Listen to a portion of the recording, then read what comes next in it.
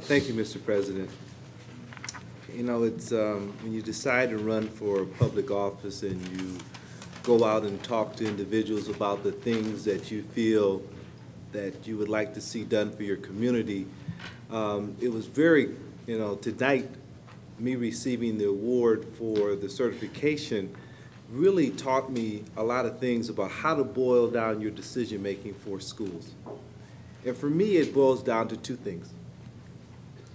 That is community value and fiscal value. And when I took a look at the schools that were being recommended to be closed, it's different than, I think, past years on this board. I mean, some of the schools that were being closed were kind of outskirt schools that were not really embedded into neighborhoods. Now we're at the point where we're looking at schools that I feel are linked to the neighborhoods. And I think that's important. So at that point for me, the community value starts to outweigh some of the fiscal issues that we may have.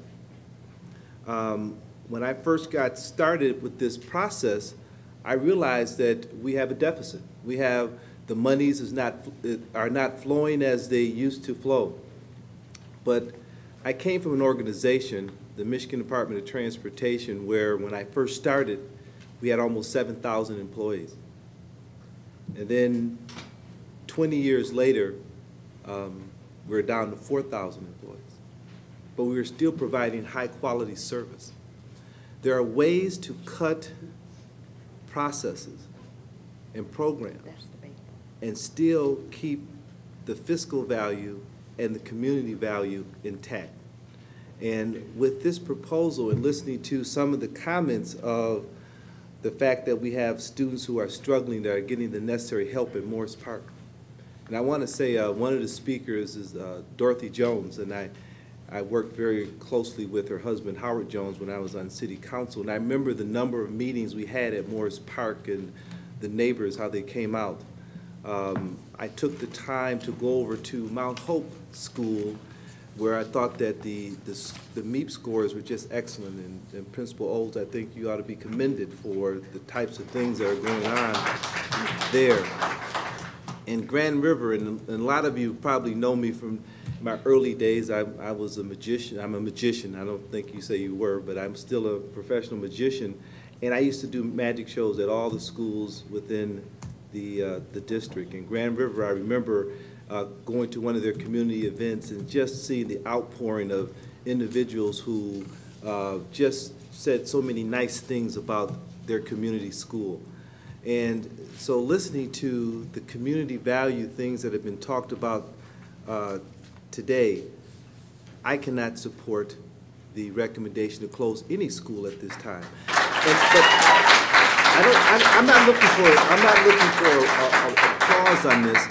I'm looking at that the timing on these types of recommendations at this point may be a little early. We just received a stimulus package that we don't know what the monies are going to do for the school. So maybe we don't have all the information we need to understand, is this the right time to close schools that are so tied to our neighborhoods? You know, just like the CAFR's recommendation talks about Sexton High School and Eastern and Everett and consolidating those types of schools. You know, Sexton is a school that I went to, but it's connected to a neighborhood. You know, so we got to start looking at, what types of decisions we need to make.